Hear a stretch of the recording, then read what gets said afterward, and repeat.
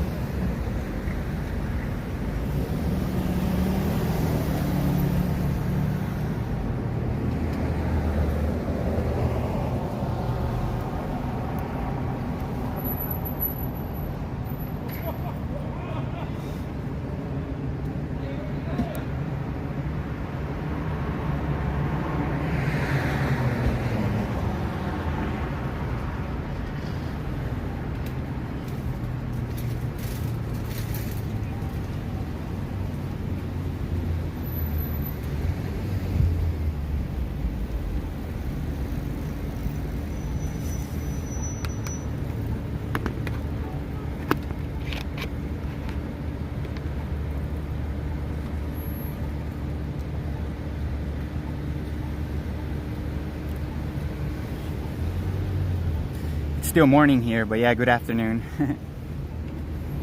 Well, 11, right?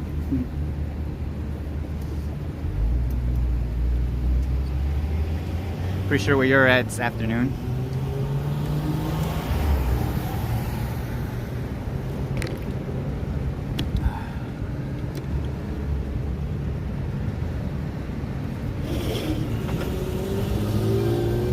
Yeah, it looks like they're not back in class yet. From what it looks like, it's not a lot of traffic so far, but from what I'm normally used to seeing. So yeah, we'll see how it goes. One man, good to see you.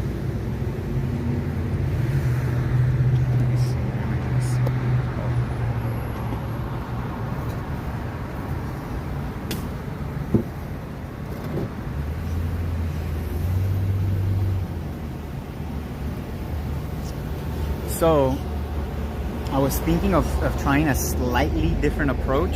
And by I mean slightly, I mean basically removing the third question, the water level question, and just after the inertia acceleration question, just going to debunking gravity, you know. Why? Because even when I go to the water level question, and people, you know, admit that it is level, and then I bring in the subject about how it's impossible on a globe, in people's minds, because gravity is a real thing, again, objects fall, right? So they're, you know, things are being pulled to the ground by some kind of force, right? In people's minds is like, well, that's the reason why water bends, right? Because everything's being pulled to a center. Therefore, water is able to bend, just on a larger scale, right? So they have an explanation for water being level, that being gravity being a pulling force, right? But if I can debunk gravity being a pulling force, and it's not objects that accelerate down, if we finesse the earth that moves up, then they can use that excuse about, well, gravity makes water bend, you know, because gravity is the explanation to all the contradictions on the globe. For example, like when airplanes fly level, right?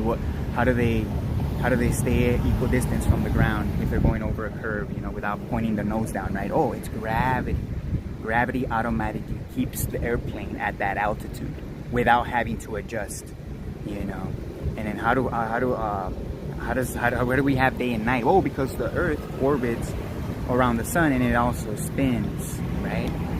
Right. So again, gravity, you know, all these orbits that explain all the movement of the sky, right? They need this idea of gravity to be implemented so that they can basically bullshit and lie to people about what's going on in the sky. You know, again, this whole model starts from a false premise, which is that gravity is a pulling force that accelerates objects down. But we all know that if your assumptions are started off a false premise, then we can say, or theories, you can call them assumptions, theories, whatever, if they start from a false premise, we can logically assume that those theories are wrong. Because again, if they fall apart at the root, if they have no true foundation, then it's all just bullshit. So again, destroying gravity, you're destroying the globe Earth from the core. You know, you're not even giving people a chance to explain all these other phenomena that we see, because in their mind that proves the globe. you know, again, looking at the sky and the rotation and apparent movement of the stars, you know, and all these orbits that they claim is happening. So again, you debunk that there is no physical downwards acceleration. By default, you debunk the whole globe Earth model. So I'm gonna just do the first question, I think, second question, acceleration, and automatically go into the fact that there's no inertia pushing back in free fall tells you, shows you without a shadow of a doubt that there is no physical downwards acceleration, you know? Because when I accelerate the bottle here and I only go down, what, like less than 5 feet in a second, and there's displacement, but yet I'm supposed to believe that in free fall the object drops down at 32 feet in 1 second, which is like 6 times that speed that I accelerated, but with no displacement, with no inertia, right? So basically they want you to believe that you can accelerate a car, and you being in a car, for example, without being pushed back in your seat. They want you to believe that you can accelerate in 2 seconds to 87 miles an hour without being pushed back to your seat, without inertia. That's retarded. You know what I'm saying? Like come on. Like come on, it's really that simple to understand. The fact that there's no pushback, the fact that there's no inertia shows you there's no acceleration. In free fall, there's no acceleration. Just real quick to make the point, I think I already have them here.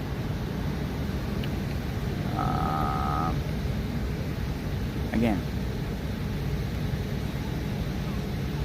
the one on the right, I actually accelerated down. And again, I only accelerated about no more than 5 feet, less than 5 feet in a second, and I got the displacement because I actually accelerated it. On the left, it's in free fall. And that's when they claim the 9.8 meters per second, which is equivalent to about 22 miles in 1 second, 22 miles an hour in 1 second. Again, 32 feet in 1 second, but yet the water doesn't displace. The water doesn't push back. It doesn't, you know, showing you that it's not being accelerated, you know. It's literally that simple, you know. Again, inertia, the pushback, the resistance to a force is what's showing you that there is a force present because it's resisting it. That's inertia. If there's no resistance, then there's no force. Like literally, like, you know. And again, resistance is the displacement. You know, matter rearranges itself, you know, relative to an external force, and relative to the direction of the force, you know, you get the most dense towards the back of the force or the acceleration, and the less dense towards the front, you know. Again, this is measurable, testable, repeatable. Again, right here, you get the displacement. You know, we have a solid in there, which is the apple. We have a gas, which is the air, and then we have a less dense gas than the air, which is the helium. So they want you to believe that you're able to accelerate this container without any displacement of the apple and the helium. That defies physics. You can't have a force acting on an object without displacement, without inertia, without matter resisting the force. In this case, helium is not dense enough to resist the force, so it gets pushed by the force. That's what we call buoyancy. Buoyancy, again, it's a less dense medium than the medium that surrounds it, but if there's no force acting on that system, then there's not going to be any reaction. Nothing's going to move. The fact that helium moves in a particular direction shows you that the air is being pushed in a particular direction as well. And that's the only way the air is able to push the helium in that same direction. You know, it's literally that simple. Again, inertia is a key factor to why there is displacement. You know, why we have density layers. You know, the more mass there is, the more resistance, the more inertia it's going to have. You know, therefore, it's going to be able to push things that are less dense. You know, So again, it all comes back to you need a force and you need a resistance to that force. You know, the resistance, again, slowing things down is what makes things appear to go down, because matter is resisting, you know, the motion of being moved up. As soon as you remove the force, it's still moving up, but inertia is slowing it down now. You know, inertia is part of the laws of motion. Literally, if you disagree with that, then you need to demonstrate a force, again, like the cargo van, or even with the water bottle. You need to demonstrate a force that can accelerate this water bottle, for example, without the air bubble displacing. So imagine, try to imagine, like, you're literally claiming that there is a force. Again, people claiming it's electrostatics, for example, or even gravity, let's say, right? You're claiming acceleration in free fall without displacement. So that means that you're basically claiming that you're able to accelerate this water bottle without the air bubble displacing. That's impossible. And then the opposite thing, they also claim, because apparently it's a stationary Earth, but yet we have displacement on a stationary Earth. So you're claiming displacement without motion of a containment. So you also have to be able to displace this air bubble, create pressure within the medium we call water, without accelerating the bottle. So two claims that contradicts the basic physics and the laws of inertia and force and motion. Literally two huge contradictions that cannot be demonstrated, shown, or repeated in any way. All people have is mic drops like Mike Tyson. Oh, demonstrate acceleration without displacement. There you go. It's like, you didn't recreate the effects. You didn't recreate the conditions. That's just bullshit. You know, you need to recreate the effects with the proposed cause that you're claiming is creating these effects. So you're gonna need a different experiment to basically recreate buoyancy and pressure within a medium in a different direction, using the force you're claiming, you know, that's causing that, you know. And now you have motionless flat earthers and saying the same thing like globe earthers. Oh, we gotta leave the Earth reference frame. That's what globe earthers say too, because gravity gets in the way. You know, we can't isolate gravity because it just gets in the way. So we can't overpower gravity. Now you have motionless flat earthers saying, oh, the electrostatics is too strong. We need to overcome it. You know, that's the only way we're able to recreate, you know, that force. We gotta overcome the electrostatics. Just like Glovers, we gotta overcome gravity. You know, that's why we can't do it. That's why we can't be demonstrated in any other way or in any other vector, because gravity gets in the way. Right. Again, now it's electrostatics with motionless flat earthers. They can't prove this to each other because they can't demonstrate it, but yet they're still debating it. Yeah, it's pretty crazy. So yeah, motionless flat earth and globe earth are basically the same. You know, they both are special pleading for a force that can accelerate matter without displacement. That defies physics. So again, for the people that claim, oh, objects fall down because of their weight, that's another thing, RDD, right? That's just, oh, there's their density. It's their density. So apparently just mass alone creates motion, right? Apparently mass creates weight. Apparently, just something existing, you know, apparently it has weight and it's able to move because of its weight, apparently, right?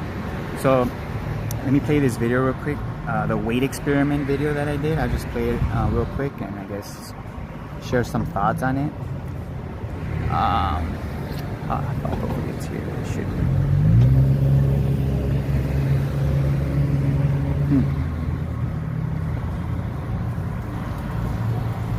Oh man,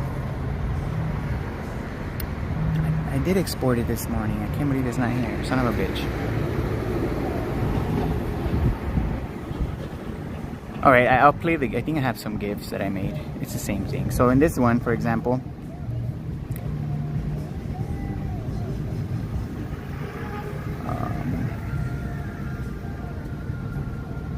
alright, let's add that one. this one. Wait, what? Oh, I did add it. Faded. I just couldn't see the numbers. My bad. Alright, so let's go ahead and play it real quick. And then we could talk about it. So again, for the people that claim that mass has weight and things fall down because of their weight or their density, in other words. I mean, so, alright, let's play this.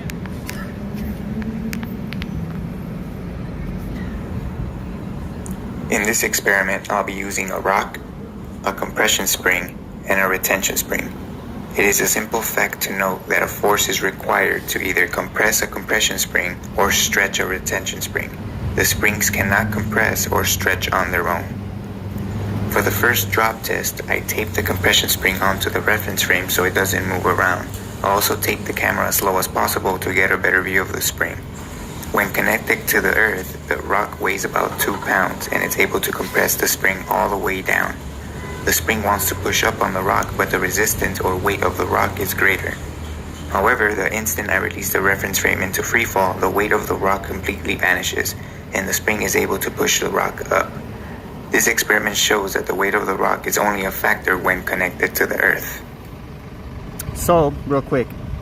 So they want you to believe that as soon as I release this, obviously gravity starts to pull everything down, right? So there's a force pulling everything down, which means that the rock should stay, the spring should stay compressed, because apparently there's a force accelerating this reference frame down. So therefore, you know, the spring should still remain contracted.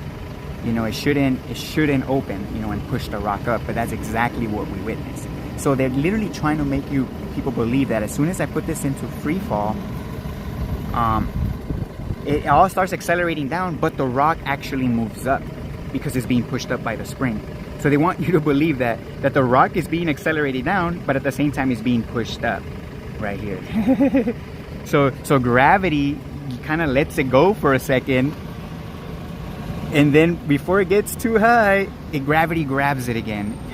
So gravity lets it go for a second, and then gravity grabs it again. Like, what? Like, that's what they literally want people to believe is happening here. I mean, what other explanation could people have, right? I mean, I'm pretty sure they'll come up with some word salad, but that's literally what you would have to believe, that as the instant I release this and everything starts to go down, the rock didn't go down because, again, gravity didn't affect it for that second, but then after it does affect it and it grabs it and it pulls it down. That's retarded. Alright, let's do the next one. Second drop test, I hung the rock and retention spring from a screw I drilled at the top. As you can see, when connected to the earth, the weight of the rock is able to stretch the spring, showing that there is a force present. However, in freefall, the weight of the rock completely vanishes and the spring returns to its original shape, swinging the rock up, showing that there isn't a force present.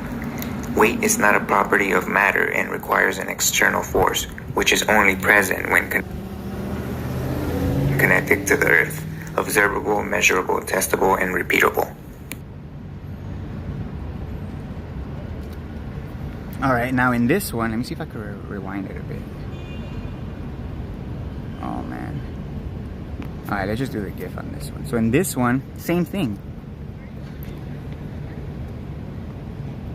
Okay, let me write this one.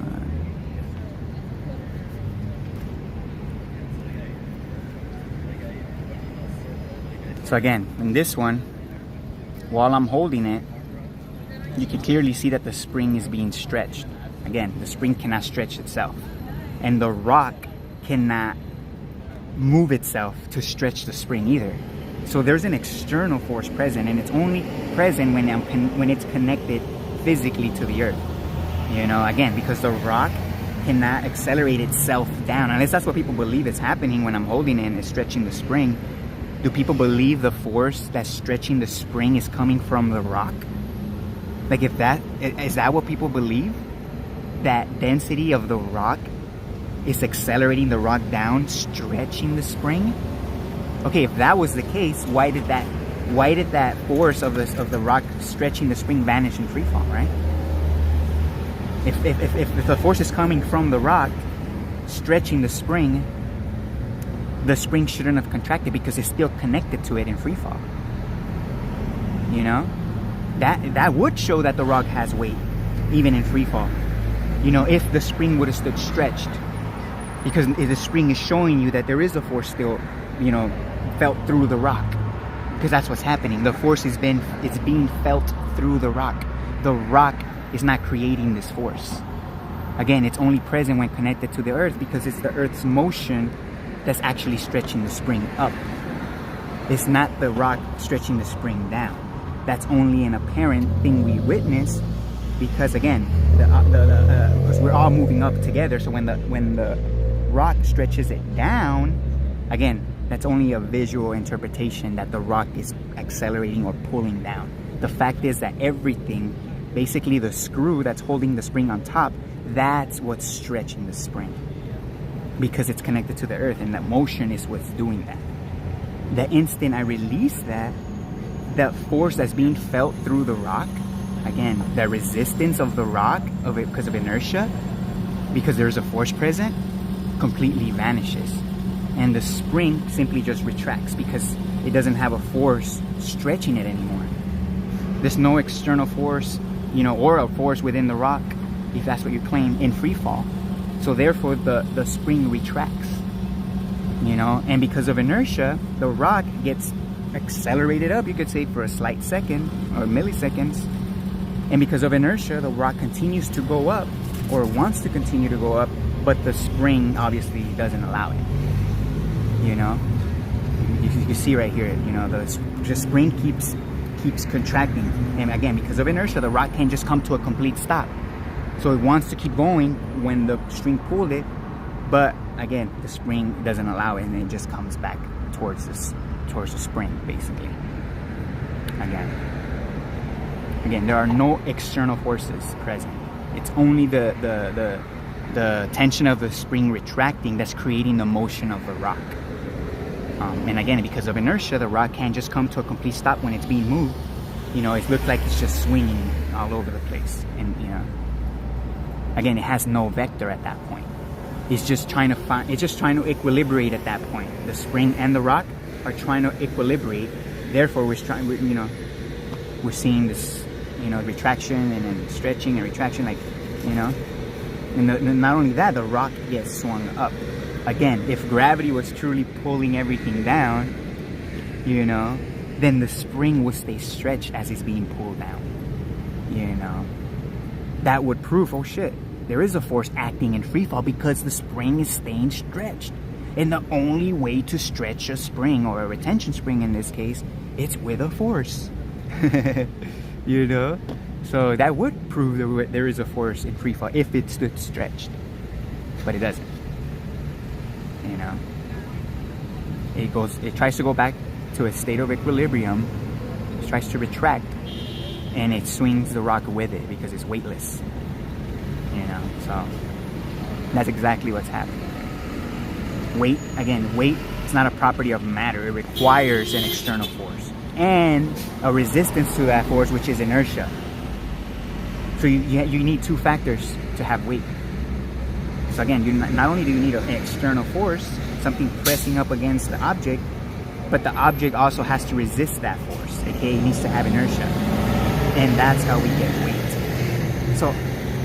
So matter, again, you need a vector, you need motion to create weight. So weight cannot create vector. That's backwards. That's retarded. But yeah, people that believe density or weight create motion and vectors, you know, you're completely lost. You just, I'm assuming you just probably have a misunderstanding for the honest ones, you know, and obviously for the liars, you know, well, it's obvious, right? They're just liars. But at the end of the day, even if people are not deliberately lying, they're still lying to themselves at the end of the day. So in a way, they're still lying. Again, they might not be deliberately lying to others, but you're still lying. Why? Because you're lying to yourself. So by default, you're lying to other people, even if it's not deliberate, you know.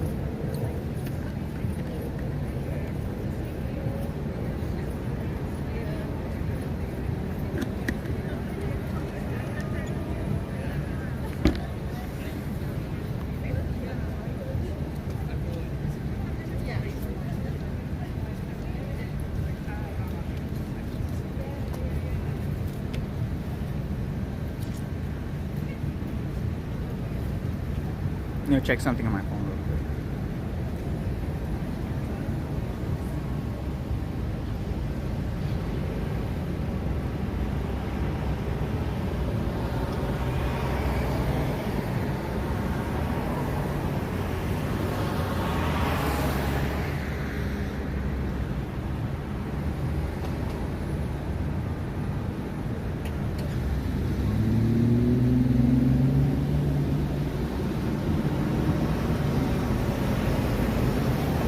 Come on.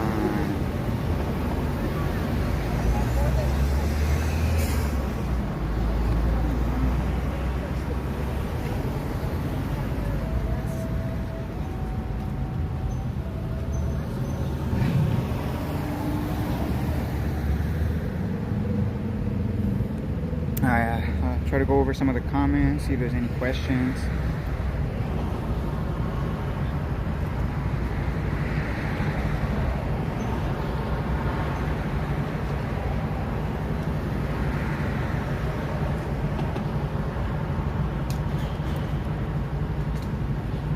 Pie Piper, what's up?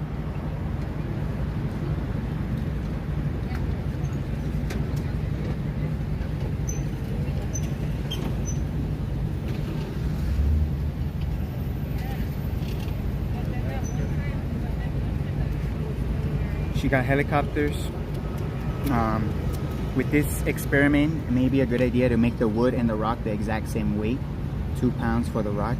Not sure it matters, just an idea. True, I was thinking about that, like because the spring is connected to the wood, to the, you know, and the camera also. So all that mass, you know, not weight, mass, you know, it's all together, I guess you could say. So and then the rock obviously is by itself because it's not connected. Well, I mean, it is connected before I put it into free fall, but after it, you know, it's not in free fall. You know, might get slightly different results. Who knows? Maybe not. I don't think so. I think we're pretty similar. What could change? I don't know.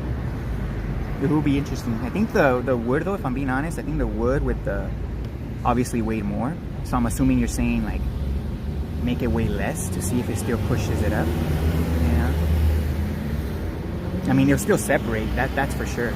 The spring will not stay compressed. Whether it's the reference rate pushing up on the rock or and then moving the rock up, or pushing up on the rock, and because it's less mass it pushes itself down while it pushes up on the rock, there's still going to be that separation of the rock and the wood reference frame, or the spring basically.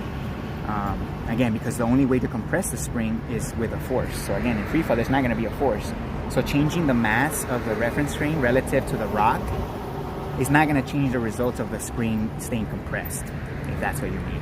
What would change is, instead of the reference frame and the spring pushing the rock up, what will happen is when that happens, instead of the rock moving up, maybe the reference frame with the spring will move slightly down, or but they'll still separate. You know, the visual will still be the same. The end result will still be the same. That the spring's not gonna be compressed. You know, they're still gonna separate, in my opinion. You know, but yeah. Oh yeah, I was gonna go through some comments, see if I see some.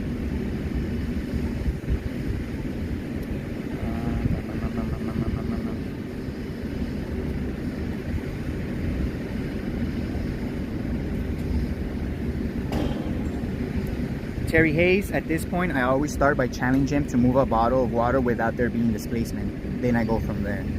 Yeah, again, it's impossible. That defies physics. Like, seriously, like, come on. Like, imagine accelerating a water bottle without the water pushing back. Again, that goes back to like a force that can accelerate a car or a container, and you're inside the container and you don't get pushed back. Like, imagine accelerating without being pushed back. Like, that just doesn't exist. It doesn't exist. Imagine sitting in a car, right? And you're supposedly accelerating, like, you know, again, 87 miles an hour. That's the claim, 9.8 meters per second squared. 97 miles an hour in 2 seconds.